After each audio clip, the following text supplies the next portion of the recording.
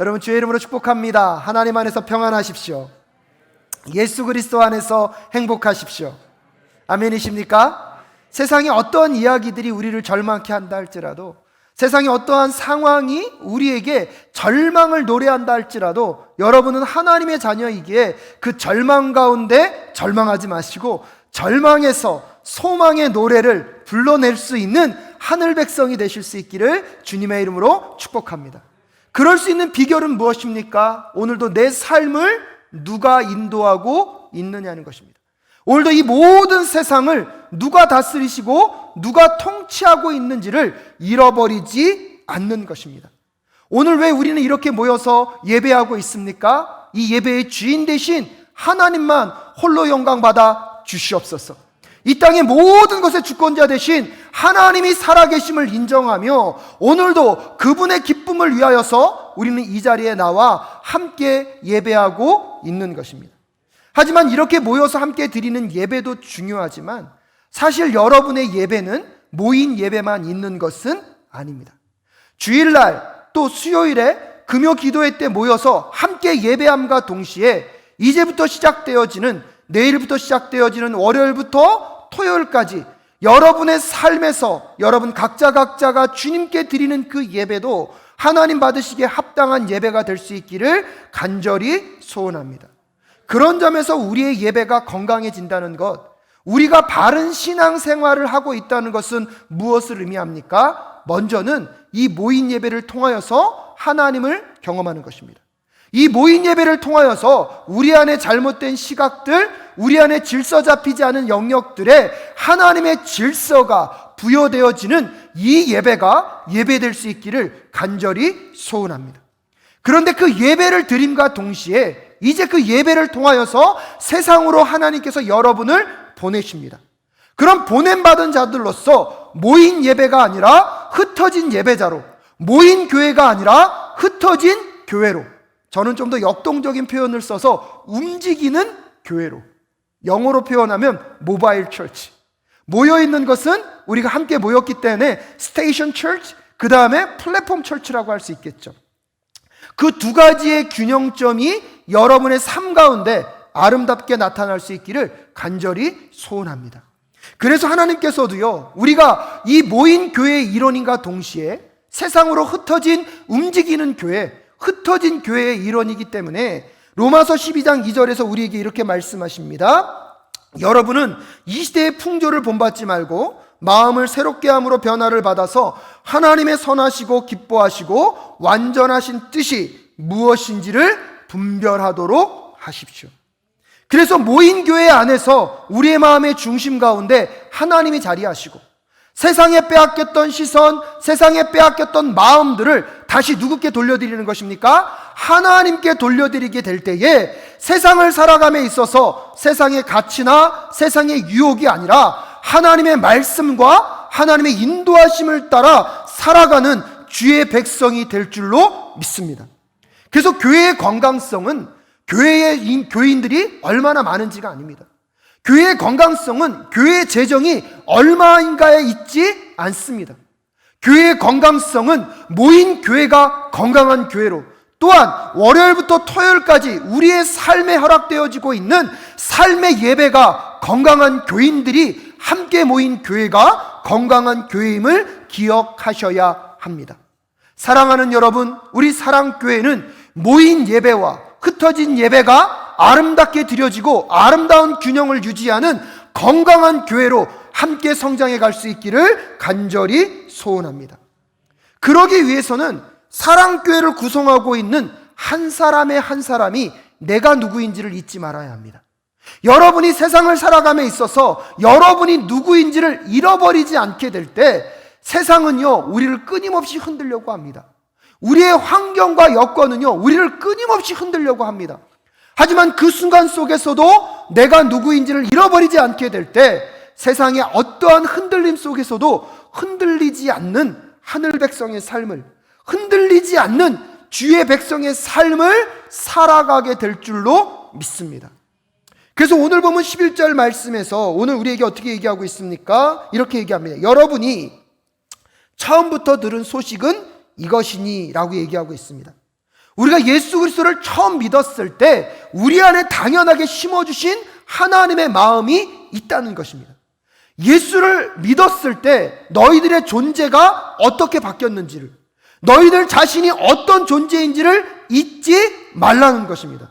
내가 누구인지, 내가 어떻게 변화된 존재인지를 깨닫고 알고 있다면 처음부터 들은 그 소식 안에 머물면서 어떠한 삶을 살라고 말하고 있습니까? 곧 우리가 서로 사랑해야 한다는 것입니다 라고 이야기해주고 있습니다.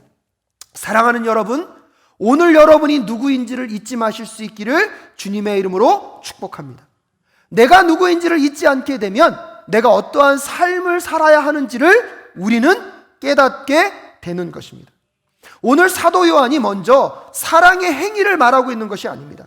우리가 사랑해야 한다는 우리의 외적인 행동을 먼저 말하고 있는 것이 아닙니다. 오히려 그런 사랑의 삶, 사랑의 행동을 하려면 너희들 자신이 누구인지를 깨달으라는 것입니다. 우리가 어떤 존재인지를 깨닫게 될 때 그 내면의 변화가 외적인 변화로 연결되게 된다는 사실입니다. 우리의 의지와 의리의 힘으로 사랑을 결단하라는 것이 아니라 우리가 예수 그리스도로 인하여서 어떤 존재가 되었는지를 기억하고 깨닫게 될 때 내면에서부터 시작된 그 변화가 외적인 변화로 연결되어지게 되어 있습니다. 사랑하는 여러분, 왜 우리가 그리스도인으로서 이 땅을 살아가는 삶을 실패하는지 여러분 아십니까? 왜 세상을 살아가면서 나는 그리스도인이 되었음에도 불구하고 그리스도인다운 삶을 살지 못하는 것입니까?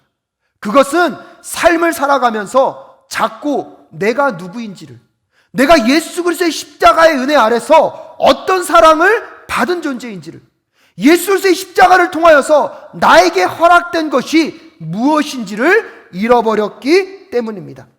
이 시대를 살아가면서 그리스도인으로 더 건강한, 더 풍성함을 누리는 우리 사랑교회 모든 성도님들 되실 수 있기를 주님의 이름으로 축복합니다. 그러려면 여러분이 잊지 말아야 할 것들이 있습니다. 첫 번째로는 그리스도인은요, 죽음에서 생명으로 옮겨진 존재입니다. 할렐루야.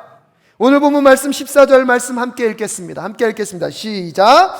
우리가 이미 죽음에서 생명으로 옮겨갔다는 것을 우리는 압니다.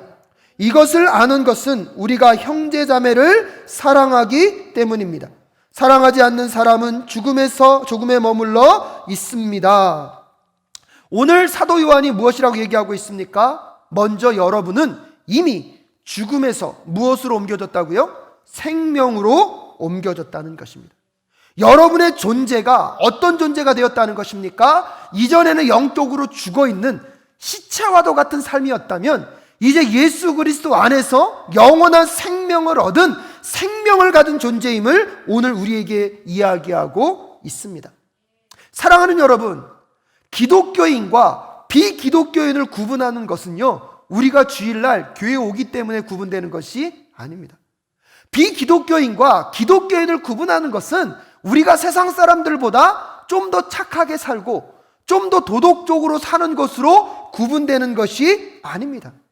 기독교인과 비기독교인이 구분될 수 있는 것은 죽음이 있는가 생명이 있는가의 문제를 갖고 전혀 다른 존재가 되었음을 여러분 갖고 구분된다는 사실을 꼭 기억하실 수 있기를 주님의 이름으로 축복합니다. 그러면 죽어있는 상태는 무엇을 말하는 것일까요? 죽음이란 무엇을 의미합니까? 이것은 육적인 것을 말하는 것이 아닙니다. 영적으로 하나님과의 관계가 끊어진 것입니다. 그래서 하나님을 알 수 없습니다. 하나님을 알려고 해도 알 수도 없습니다. 하나님과의 관계가 끊어졌기 때문에 하나님을 찾으려고도 하지 않고 내 삶 속에서 하나님의 일에 대한 궁금함도 없습니다.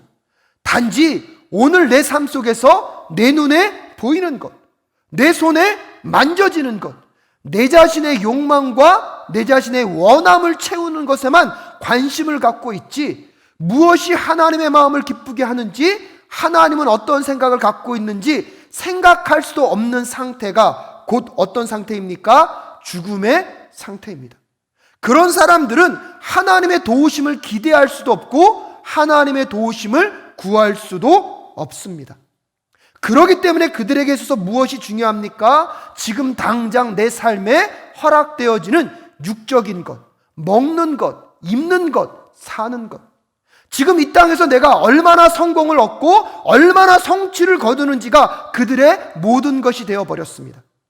그들의 인생의 최고의 가치는 이 땅에서 어떤 영화를 누리는 것에서만 집중되어 있다는 사실을 여러분 생각해 보십시오. 당장에 내 삶에 쾌락을 주는 것, 당장에 내 삶에 안전함을 줄 것 같은 그 무언가에만 집중을 쏟고요, 육신과 관계없는 영혼이 있다는 것을 그들은 깨닫지 못합니다. 그래서 육적인 것만 추구합니다. 육적인 것만 생각합니다. 자기의 영혼의 상태가 어떤지에 대해서는 전혀 관심을 갖고 있지 못합니다. 그래서 죽어있는 사람들은요, 물질적이고요, 눈에 보이고 손에 잡히는 것에만 의미를 부여하는 사람들 삶을 살아갑니다. 그래서 대표적인 모습이 무엇입니까? 자기중심적인 삶을 살아간다는 것입니다. 그래서 오늘 그 죽어있는 상태의 대표적인 사람으로 오늘 2절 말씀에 가인이 소개되고 있습니다. 12절 말씀에 우리는 가인과 같은 사람이 되지 말아야 합니다. 그는 악한 자에게 속한 사람이어서 자기 동생을 쳐 죽였습니다. 무엇 때문에 그는 동생을 쳐 죽였습니까? 그가 한 일은 악했는데 동생이 한 일은 의로웠기 때문입니다. 가인은요, 자기중심적인 삶을 살았던, 영혼으로 깨어있지 못하기 때문에 오직 자기만을 위해서 살았던 사람의 대표적인 사람이 누구입니까? 가인입니다. 하나님의 영광과 하나님께 높임을 받는 삶에 만족하지 않습니다. 하나님이 영광받고 하나님이 높임을 받는 것보다 누가 높아져야 합니까? 자신이 높아져야 합니다.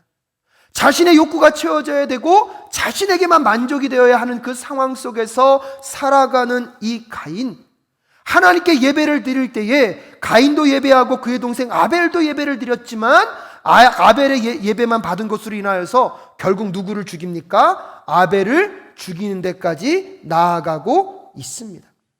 남과 끊임없이 비교합니다. 그래서 자기에게 아무리 많은 것들이 허락된다 할지라도 만족할 수가 없습니다. 아무리 많은 것들이 자기의 삶 가운데 있다 할지라도 자기보다 더 많은 사람이 있으면 그 순간에 그를 끌어내려서든 그를 경쟁해서든 무엇해야 합니까? 이겨야만 합니다. 왜요? 그 다음의 의미는 관심이 없습니다. 눈에 보이는 것, 잡히는 것에서 반드시 그를 밟고서라도, 짓밟고서라도 이 경쟁 사회에서 이겨내는 것만이 행복이라고 생각하며 그는 살아가고 있습니다. 요즘 현대인의 삶이 얼마나 힘듭니까? 아침부터 출근해서 밤늦게까지 우리의 아버지들은 수고를 합니다. 여러분, 배달 일을 하고요, 설거지를 하고요, 또 많은 사람들의 비유를 마치면서 대리운전까지 합니다. 쉴 틈이 없습니다. 그런 남편에게 어디 1박이라도 여행을 가자라고 말하는 게 마치 사치처럼 느껴집니다. 그런데 어느 날 남편이 그동안 당신 나 때문에 너무 수고했다고, 이번에 결혼기념일인데 우리 2박 3일 제주도 가자고. 남편이 얼마나 힘들게 그 결정을 했는지, 그 바쁘고 힘든 일상 속에서 제주도 2박 3일을 결정한다는 게 얼마나 어려운 일인지 아내는 알고 있습니다. 그날 밤에요, 잠이 오지 않습니다. 가슴이 설렙니다. 남편이 나를 위해서 얼마나 이것을 고민하고 또 고민했을까.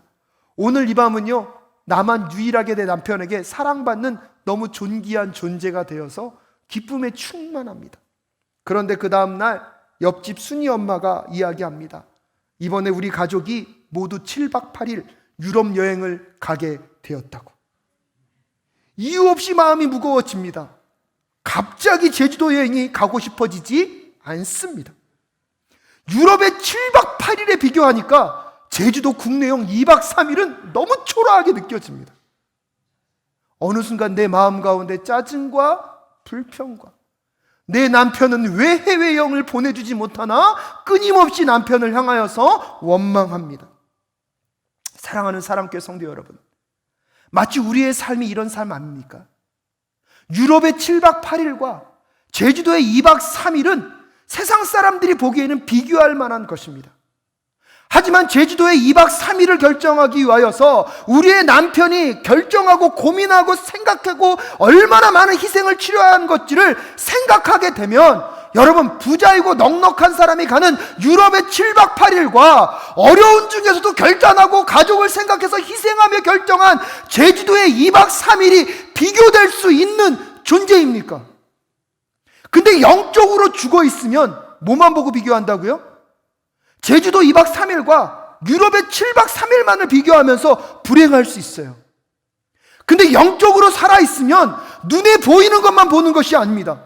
보이지 않는 곳에서 역사하는 그 영적인 세계, 보이지 않는 곳에서 역사하시는 그 사랑, 보이지 않는 곳에서 더 귀하고 고귀한 가치를 볼 수 있게 될 때 제주도 2박 3일이든 유럽 7박 8일이든 자유함과 기쁨을 경험하게 될 줄로 믿습니다.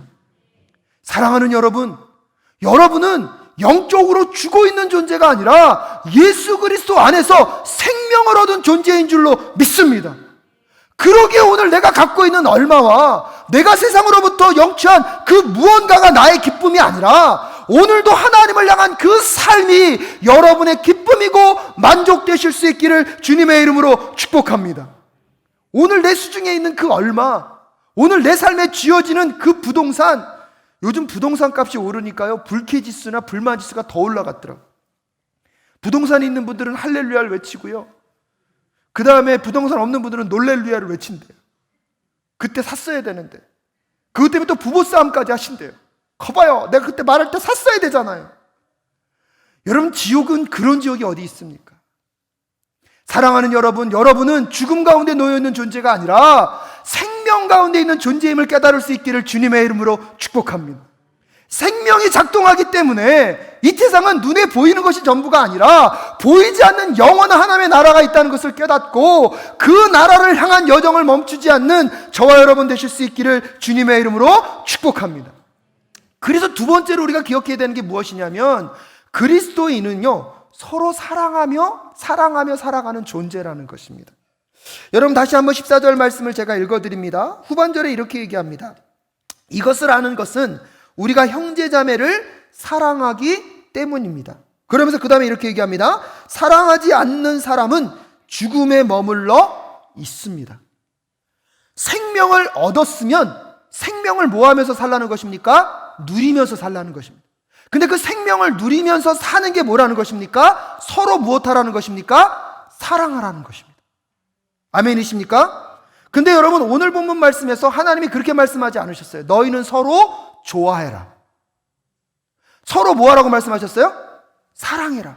그럼 여러분, 서로 좋아하는 것과 서로 사랑하는 것의 차이는 무엇일까요? 여러분, 제가 분명하게 분리할 수는 없지만 좋아하는 것은 무엇과도 같다면 자기 본능에 충실한 거예요. 내 눈에 좋아 보이고 내 생각에 좋아야지 무엇할 수 있습니까? 좋아할 수 있습니다. 하지만 사랑하는 것은요, 내 본능에만 충실한 것이 아닙니다. 때때로 내 본능은 사랑할 수 없다 할지라도, 내 본능은 사랑하고 싶지 않다 할지라도 하나님이 나에게 뭘 명령하셨습니까? 사랑을 명령하셨기 때문에 내 지와 내 정과 내 의를 다하여서 전인격적으로 반응하며 나아갈 수 있는 것이 무엇입니까? 사랑입니다. 그래서 오늘 하나님께서 너희들 안에 생명이 있다면 서로 좋아하는 것이 아니라 서로 무엇하라고요? 사랑하라고 말씀하셨습니다. 그럴 수 있는 근거가 무엇입니까? 가인과는 전혀 다른 모습을 보여주셨던 예수 그리스도의 모습이 16절의 모습입니다. 16절 말씀 함께 읽겠습니다. 시작. 그리스도께서 우리를 위하여 자기 목숨을 버리셨습니다. 이것으로 우리가 사랑을 알게 되었습니다. 그러므로 우리도 형제자매를 위하여 목숨을 버리는 것이 마땅합니다. 우리가 죄인 되었을 때에 하나님은요, 우리를 좋아하실 만한 구석을 하나도 찾으실 수 없었을 것입니다. 왜냐하면 하나님은 죄를 무엇하시기 때문입니까? 싫어하시기 때문에. 그래서 하나님은 우리를 좋아하신 것이 아니라 우리를 무엇하셨습니까? 사랑하셨습니다. 좋아할 구석이 하나도 없음에도 불구하고 사랑하셨기 때문에 그의 독생자 예수 그리스도를 우리를 대신하여 십자가에서 죽게 하셨습니다. 십자가에서 우리를 대신하여서 우리의 죄값을 치르게 하셨기 때문에 그 사랑으로 구원을 받은 우리, 그 사랑으로 생명을 받은 우리라면 예수님이 사랑하신 것처럼 우리도 사랑의 삶을 살아가는 것이 마땅한 줄로 믿습니다. 사랑하는 사랑교회 성도 여러분, 예수 그리스도가 나의 구주, 나의 하나님이심을 여러분 믿으십니까? 할렐루야. 죽음에서 생명으로 옮겨졌는 줄로 믿습니다. 그럼 여러분, 내가 생명의 존재임을 믿는다는 것, 내가 생명의 존재임을 깨닫는다는 것, 최소한 어떤 삶을 살지 않는다? 눈에 보이는 것, 손에 잡히는 것, 이 땅에 썩어지고 없어질 것이 전부라고 생각하지 않는다는 것입니다. 아멘이십니까? 보이지 않는 세계인 영원한 것이 있다는 것을 믿고 그 영원한 것을 위하여서 오늘도 살아가는 우리 모두가 될 수 있기를 주님의 이름으로 축복합니다. 근데 그 생명을 가진 자가 이 땅 가운데 나는 어떤 존재이다? 이제 사랑하는 존재임을 깨닫고 사랑으로 나아가는 우리 모두가 될 수 있기를 주님의 이름으로 축복합니다. 근데 그 사랑하는 존재가 기억해야 될 게 세 번째가 뭐냐면, 그리스도인은요, 말과 혀로만 사랑하는 것이 아니라 삶과 진실함으로 사랑해야 함을 기억하셔야 합니다.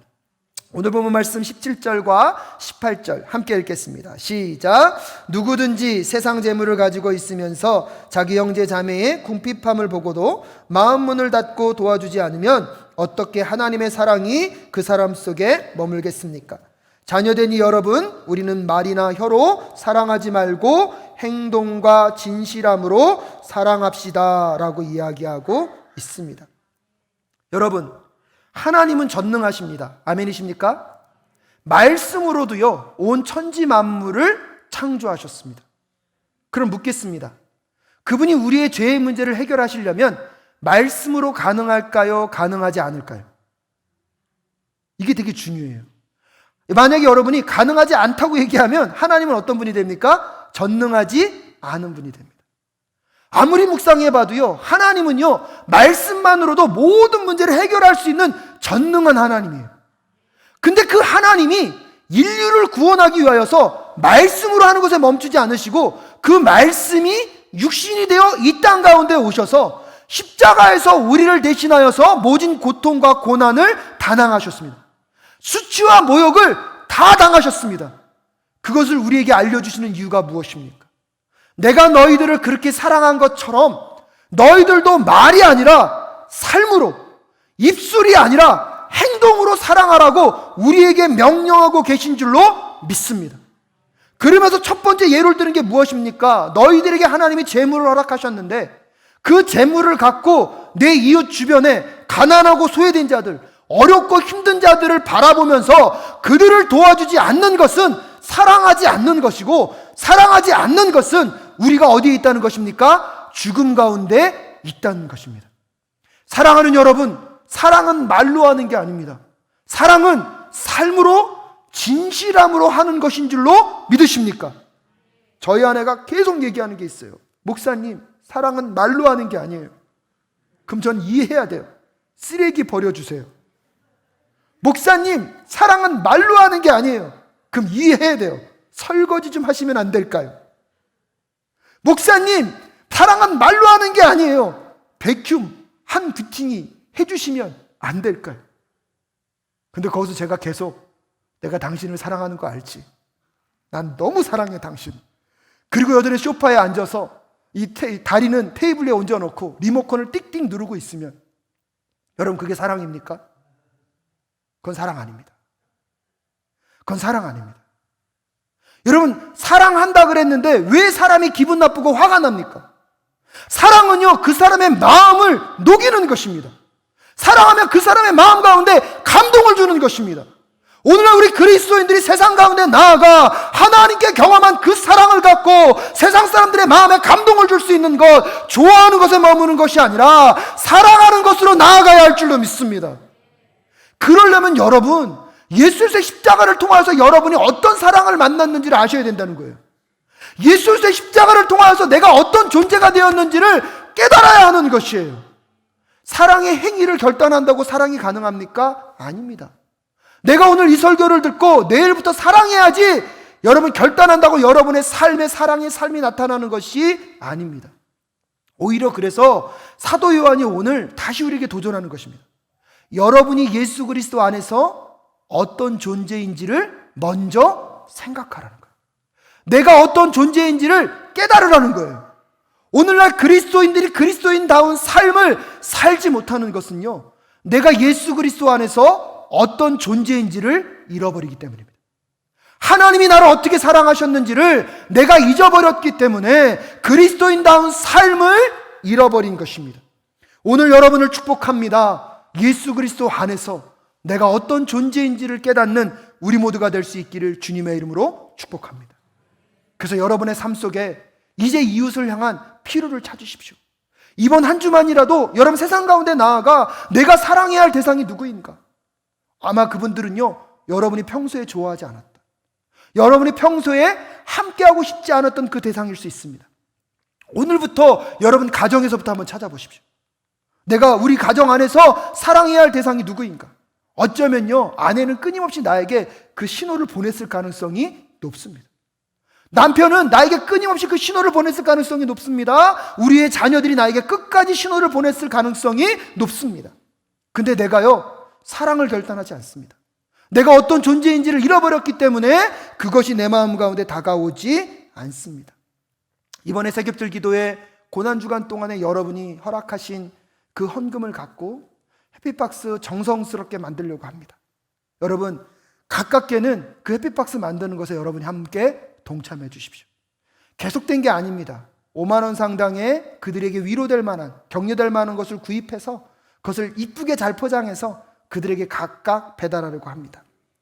오늘부터 카이로스가 문을 열었습니다. 많은 분들이 묻습니다. 목사님, 카이로스 뭐 하는 곳이에요? 쉽게 말씀드리면 이제 카이로스에서 거룩한 낭비가 이루어질 수 있기를 간절히 소원합니다. 바쁘고 분주하게 살아가는 사람들이 그곳에서 잠깐 커피를 마시고 이야기하면서 숨과 쉼을 경험하게 하여 주시옵소서. 혼자 살아가는 이 세상 속에서 누군가가 우리를 위하여 희생하고 섬기는 공간이 있다는 것을 기억하며 혼자가 아니라 함께 사는 삶이라고, 이 동네에 나 혼자 사는 것에 바빴는데 이 동네 사람들끼리 모여서 대화하고 이야기할 수 있는 소통의 마당이 될 수 있기를 간절히 소원합니다. 우리 중고등부 아이들을 위한 놀이터가 될 수 있었으면 좋겠습니다. 틈새 도서관으로 사람들끼리 와서 삶을 나눔과 동시에 지식을 나누는 공간이 될 수 있었으면 좋겠습니다.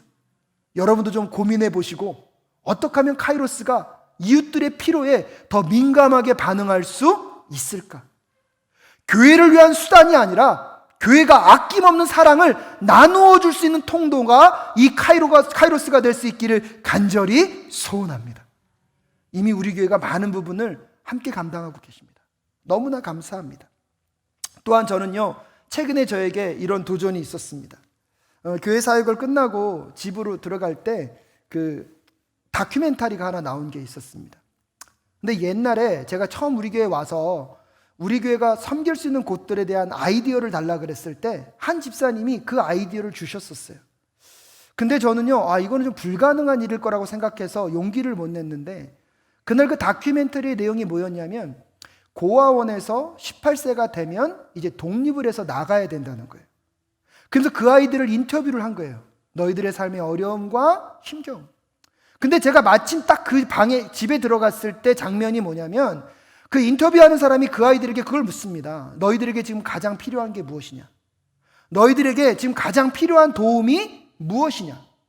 저는요, 속으로 뭘 생각했는지 아세요? 뭐니 해도 돈이겠지. 근데 그 아이들이요, 돈을 얘기하지 않더라고요. 자기네들을 대신해 줄 어른이 없습니다.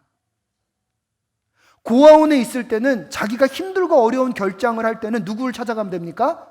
원장님을 찾아가면 됐는데, 이제 자기가 독립돼서 나왔으니까 혼자 살아가고 있는데 대학교를 가야 되고 직장을 가야 되는데 누구와 상의할 사람이 없다는 거예요.